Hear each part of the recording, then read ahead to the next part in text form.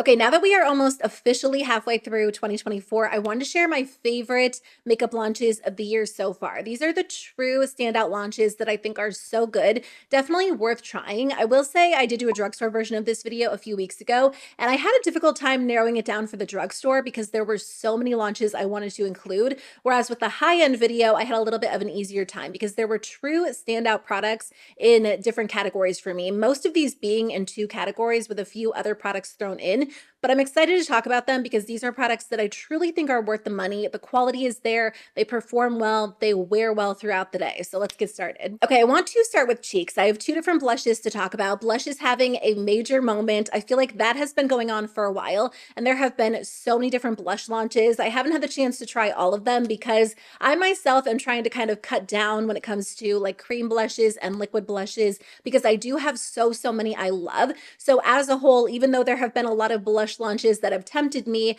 I've tried to be a little bit more, I guess, just picky about what I try. I will say one of the newest launches is definitely one of the best in my opinion. It's from Kosas. These are called the Blushes Life Baked Dimensional Brightening Blushes. They have a lot of really beautiful shades to choose from, and initially I wanted to pick up like 2 or 3 because there were so many shades that caught my eye, but I decided to try one first just to make sure I liked the formula, and I really do. So there is another shade or two that I definitely want to add to my collection. The one I have is called Dreamland. I'm wearing this on my cheeks today. It's described as a rosy bronze, and I really thought this would be the most beautiful shade for summertime, and it really is. It complements a lot of my different makeup looks, especially because I've been wearing a lot of eye looks that kind of lean very warm toned in the summertime, and I just love it. I have to say, it wasn't that I didn't have high hopes for this, it's that I've tried a lot of baked blushes. So I thought in my mind that would be the exact same as other baked blushes I've tried, but this is definitely a different formula. And I've also tried the Kosas baked bronzer, and that wasn't my favorite. So I almost picked this up on a whim, not sure how I would feel about it, which I don't normally do, but the colors really caught my eye. Anyway, all of that being said, this is such a creamy, very smooth, gorgeous, flattering formula. It's not dry, it's not scratchy like some baked products can be. It's not glittery, but it has like this beautiful natural glow to it, almost like a soft satin finish. So it's very skin-like, but very flattering. It has like this blurring, smooth quality to it. It applies so nicely. I know, this gets really repetitive if you watch a lot of my videos, but I do get new viewers. So I always like to mention, I personally deal with a lot of texture on my cheeks. Like that is the area that I am most aware of when I'm applying products. And when I apply this to my cheek, I feel like it just kind of smooths and blurs out the entire area in such a beautiful, flattering way. So I am so impressed by this formula. It is absolutely stunning. The other cheek product that I wanted to talk about is also a blush. This is from Patrick Ta. This is not a new blush formula, but earlier this year, Patrick Ta launched additional shades of his Double Take Cream and Powder Blush Duos. And there are so many beautiful shades, a lot that I kind of, again, have on my wish list, but I've been trying to be a little bit more selective when it comes to blushes because I have enough blush as it is. But I did pick up this one in Not Too Much, and I'm so glad I did. It is the most stunning duo.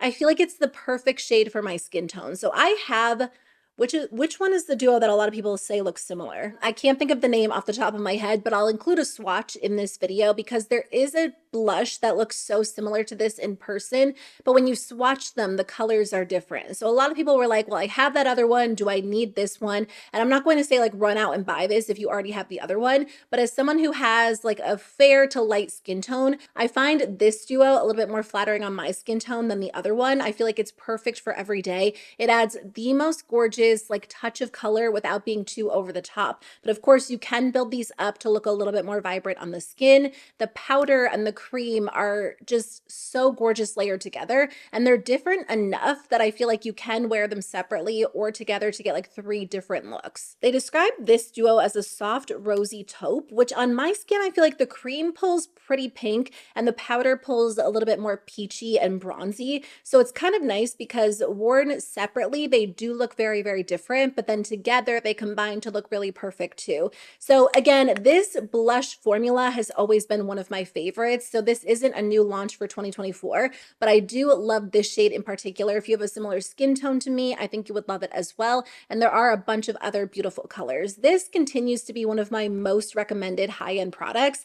It's expensive, but you get two different formulas in there, and I feel like there just isn't a cream powder duo that looks as good on the skin as this one. They layer together beautifully and just give your skin like that nice lip from within glow. Okay, I only have one lip product launch to talk about. Normally, I have a lot of different lip products to share with you, and I don't know if it was the fact that there just weren't like a lot of lip product launches that caught my eye, or maybe there just weren't as many as a whole, or I skipped over them. I don't know. As I was sitting down to get ready for this video, though, this is the only one that really jumped out at me, and it's from Tower 28. These are the LipSoftie Tinted Lip Treatments. So I have 3 different shades I'll share with you in today's video, but I think there are 6 shades total. I've tried all of them, and these are probably my favorite. So these are really beautiful because they are basically like tinted lip balms. They're very comfortable on the skin, really glossy, definitely moisturizing, and I love the way they smell. One thing I will say about the fragrance that might be important to you, maybe not, but these are made with food grade, non-artificial flavor. So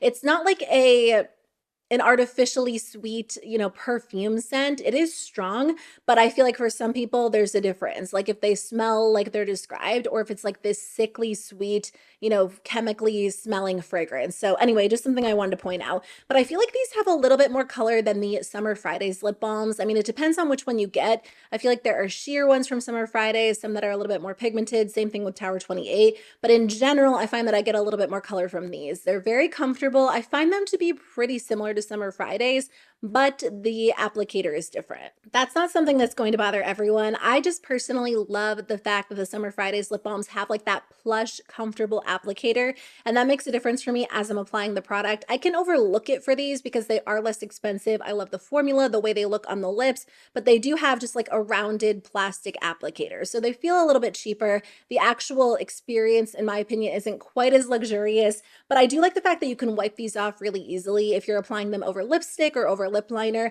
and I do think they are a great alternative to Tower 28. The formulas themselves, like if it just comes down to that, in my opinion, are pretty close. Summer Fridays is maybe slightly more moisturizing, but it's really like a negligible difference. So I love that Tower 28 launched these. They did confetti cake as like a limited edition flavor to celebrate one of their anniversaries. So this was only available on their website, but I hope they continue to release different flavors, different colors, because it is just nice to like pop one of these in your bag, bring it with you on the go, because they're easy to reapply, they're glossy, and they're fun. So I actually have 3 different foundations to share with you in today's video, which normally I'm not super adventurous when it comes to foundation. I tend to reach for the same formulas over and over, no matter how many foundation launches there are in a year. But in 2024, there have been a lot of foundation launches that have caught my eye, both drugstore and high-end. So it's been kind of nice to switch it up and try some different formulas. Okay, so let's start with the Fenty Soft Lit Naturally Luminous Longwear Foundation. This is such a stunning formula,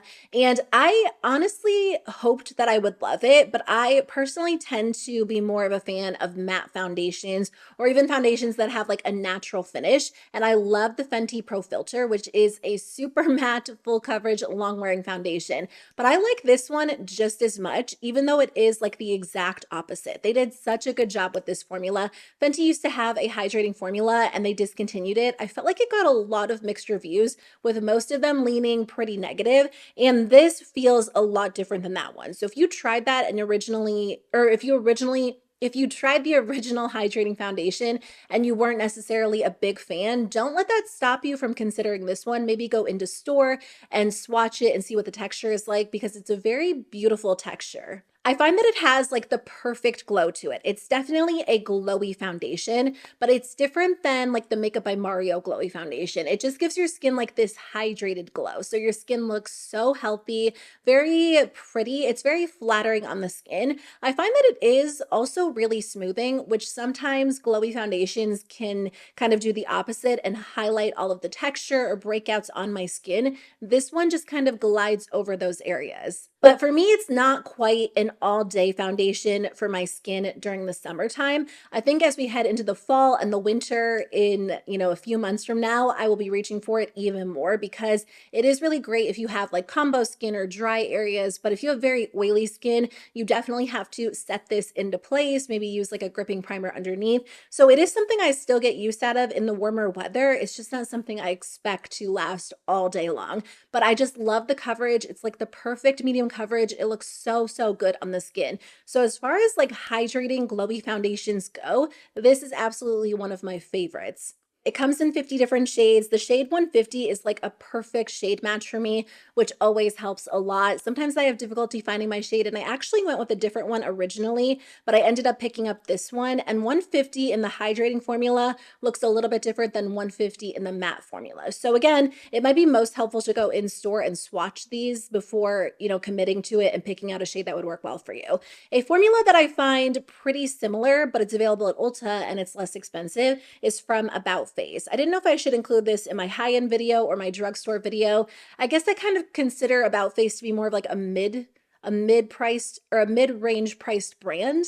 I don't know. What do you consider them to be? I've seen people use their products in drugstore videos, and honestly, drugstore makeup's getting expensive, and there are some drugstore brands that are priced very similarly. But either way, this one is a $22 foundation, so it's about half the price of Fenty, but I find the formulas to be kind of close. This one maybe has slightly less coverage, but again, you still get like that beautiful, luminous, naturally glowy finish, and it looks so healthy on the skin, very smooth. It's easy to work into the skin, and again, if you have oily skin, you're definitely going to have to set this, but I almost use this in place of like a tinted moisturizer on days where I want the look and feel of a tinted moisturizer, the ease of application, but I want slightly more coverage. This does come in 45 different shades. I think they actually have a beautiful shade range, very similar to Fenty, but they do differentiate based on undertones, and they have more undertones to choose from. So they have like warm yellow undertones, peach, neutral, pink, olive. So that makes it a little bit easier if you know your undertone or what undertone you tend to like on your skin. I actually went with the shade F2 Olive, which normally I wouldn't tend to go for an olive tone foundation, but I swatched this in store, and again, it was almost a perfect shade match for me. So I like that they really paid attention to different undertones with this launch because it is a little bit of like a light to medium coverage foundation. I find that it can look really skin-like if you find a shade that works really well for you. So it is beautiful. It does have a very large doe foot applicator, which might be a pro or a con for you. I don't usually use that to apply the product. I always put my foundation on the back of my hand and then use my finger to work it in and go over it with a brush. But some people do like doe foots just to kind of quickly apply it all over the skin. And because again, like I said, I'll use it in place of like a tinted moisturizer or like a little bit of concealer. This is perfect for like quick, easy, everyday makeup. The last foundation I want to talk about is like the complete opposite of the other two that I just mentioned. This one is from Urban Decay. It is a matte full coverage long wearing foundation. It's their Face Bond foundation. I have the shade 5 Fair Neutral. It's not like an exact shade match for me. It runs a little bit yellow. I feel like the line as a whole is pretty yellow because I actually went in store to swatch this one, and I couldn't find a shade that was like exactly perfect for me, so I just mixed in a little bit of a blue pigment to kind of neutralize it. But I love this formula for days where I want my makeup to look flawless and last all day long. This is such a good update, and I don't know if they meant it to be that way, to their all-nighter foundation, which I don't know if that's still available. That was my go-to foundation back in the day because it was full coverage, it was very long wearing, very matte on the skin, but it did have a little bit of a heavier feel to it. This is extremely lightweight, and I haven't really tried like a super light full coverage foundation in a really long time, and I was surprised by the fact that this one felt like I wasn't really wearing anything on the skin, but it definitely gave me like a true full coverage look. It's really beautiful, very comfortable. It is really, really long wearing. Like I can apply this in the morning and at night when I go to wash my face, like it really doesn't move. It doesn't look like it wears off. Maybe a little bit around my chin if I'm like constantly touching my chin or leaning my face on my hands or like kissing my babies, because that always happens.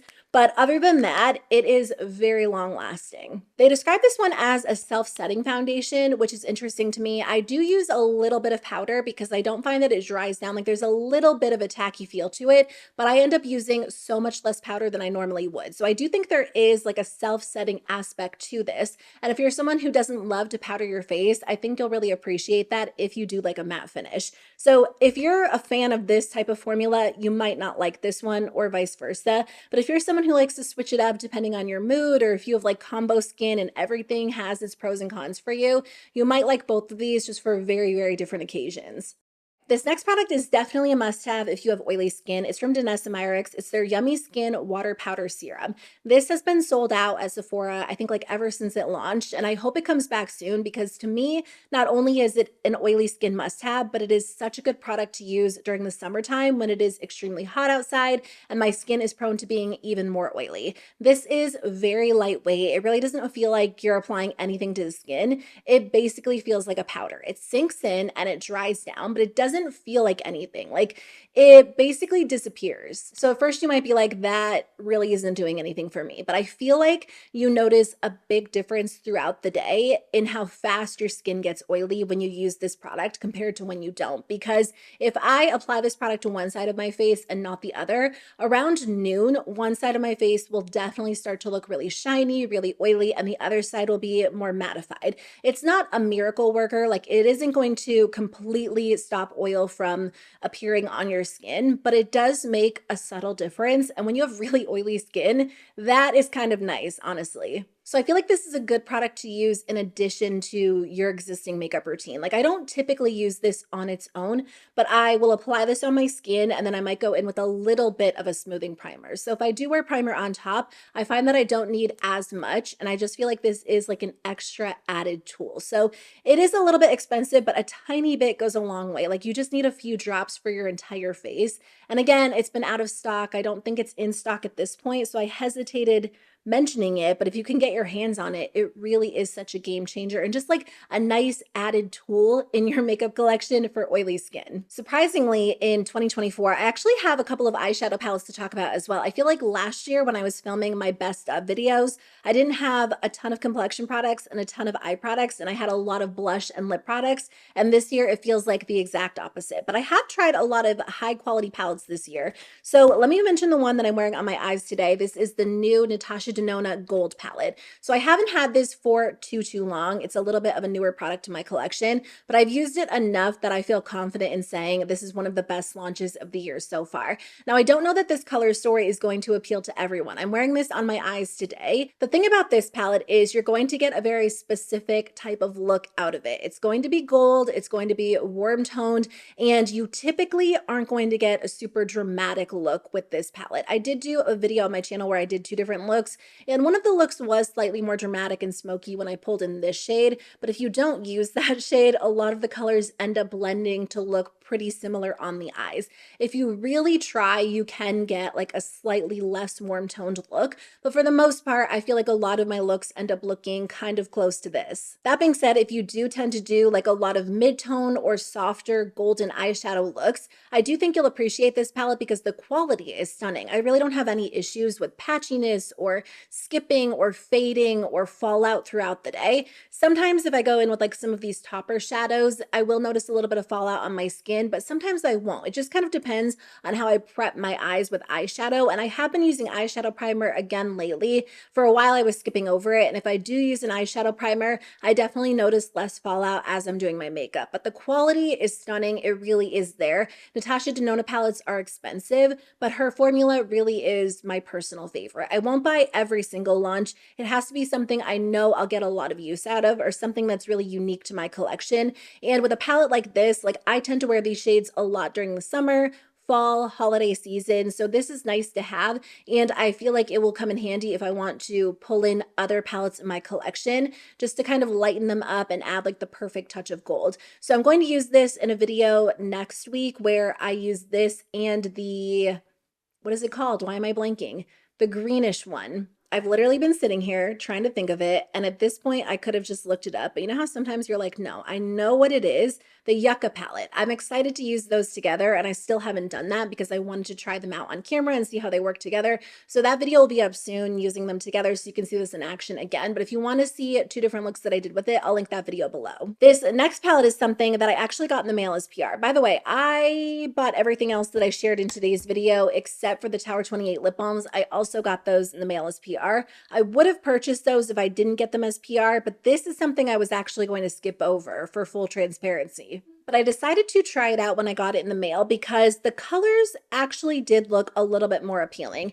And I think when they first launched this palette, I like cool tones. I go back and forth. Like I love warm tones, I love cool tones, but at the time I didn't really feel as drawn to cool tones. And then over the next few months, I found myself wearing them a little bit more. So anyway, I decided to try it out. It's the Makeup by Mario Master Mattes The Neutrals palette. And I was actually really pleasantly surprised by this one. First of all, I feel like the quality is a little bit better than the original one. And I do think the quality is a lot better than the Ethereal Eyes palette.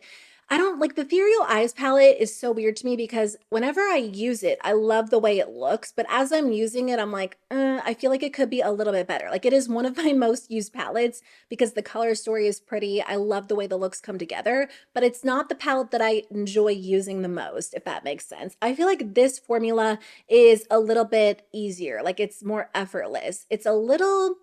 It feels dry as you're applying it to the eyes, but it doesn't look dry on the eyes, and it does build fairly well. This leans pretty light overall, so again, I don't find that I get really intense dramatic looks, but the black shade in here, it's almost like a deeper charcoal black, like it has a little bit of gray to it, is easy to use. It's easy to blend out. I have a video where I use this on my channel if you want to see it in action, but again, I think I've just been really surprised overall by how much use I've gotten out of this. I love the fact that it's not orangey or red or super warm toned. It is a little more cool tone, but there's also a mix of neutral shadows in here. So I feel like those tones as a whole tend to be a little bit more flattering on my eyes these days rather than something super intense and warm. Although I do have a very warm look going on today. And again, I kind of switch back and forth, and I feel like you don't have to choose, but in my mind, I'm like, no, I either have to be a warm toned lover or a cool toned lover. But the truth is, I really do like both types of looks. And when I want like a very simple, easy, neutral look, I'll tend to reach for this palette quite a bit. So